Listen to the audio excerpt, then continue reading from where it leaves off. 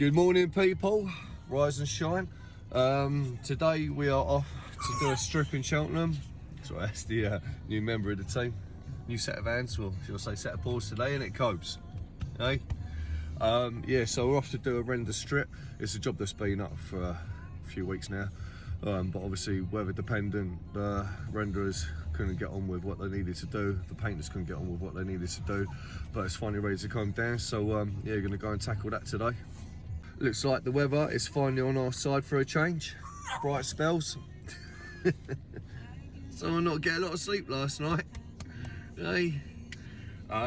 Yeah, so sun's out, hopefully it stays dry. Gonna go and pick up the other labourer and off we go.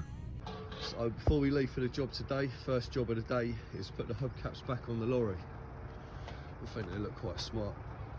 The reason for taking them off and putting them back on ourselves is because when we go for vehicle inspection every 6 to 8 weeks, they decide to charge us £75 for the privilege, which I think is ridiculous. So keep a bit of money in the pot and you know, do it ourselves. So that's the first job of the day done. Personal preference really, but I think these hubcaps make the lorry look a lot smarter, 10 times better. And in the process of putting them back on myself, I just saved myself £75. So first part of the job we're going to be stripping this morning is this bit of beam work over the perspex panels. And the reason this went up was so the renderer could draw the render back, replace the bell casts, put the render back on, and then get the decorator in to paint. And before any of you like say, oh my god, he's only got a single handrail on the job, it's not TG20 compliant and all that, I'm fully aware of that, but the painter asked me to leave it off so he could access the scaffold a bit easier. And also I assessed the situation and the fall is probably about a foot, so no one's going to die. Not my usual standard practice, but we do what we do sometimes to keep the customers happy. Now the boards and handrail have been stripped off. You can see how the scaffold's been set up. This is what we was spanning over. As you can see, they're quite flexy. Couldn't put any weight on those at all. Which is why I've bolted 2 shear plates to the wall to take the weight of the beams on the inside. Nothing touching. Probably a little bit overkill, but I'd rather that than any accidents happen.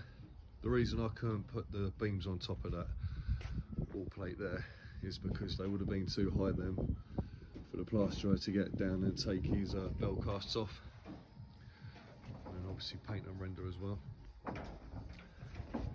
But yeah, that's how we went about it. So that's one of the beams out.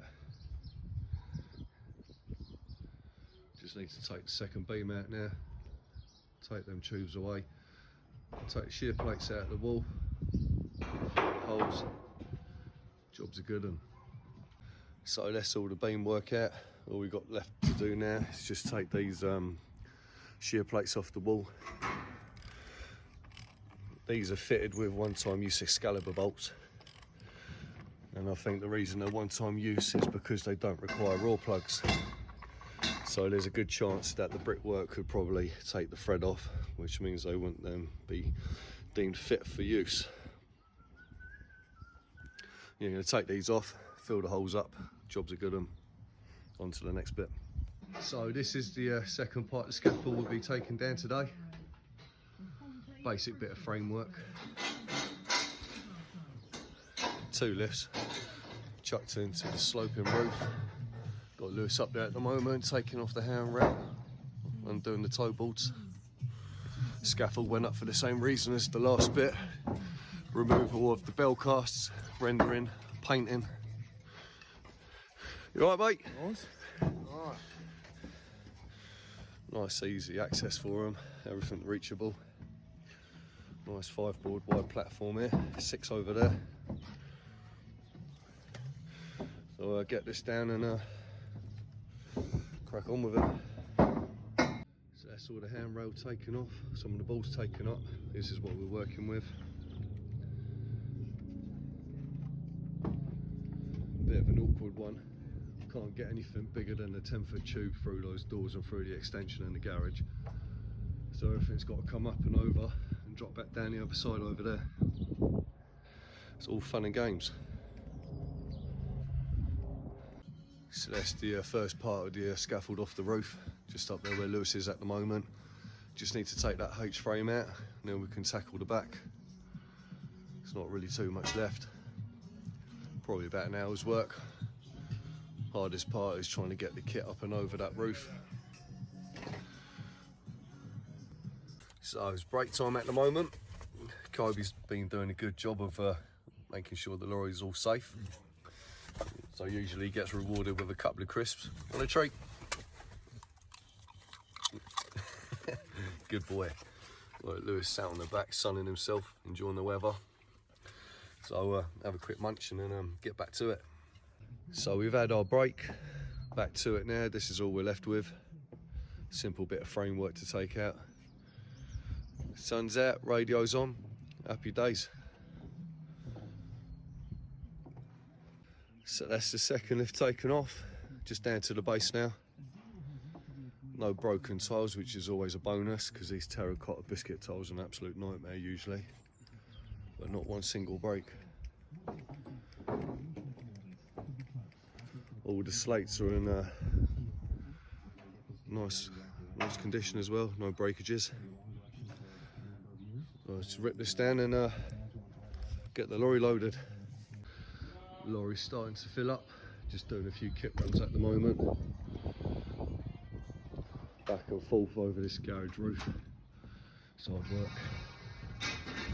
but will soon be done. It's got a little bit of scaffold over there to take down, it's just the initial bit of framework. About another 20 minutes I reckon we're out of here.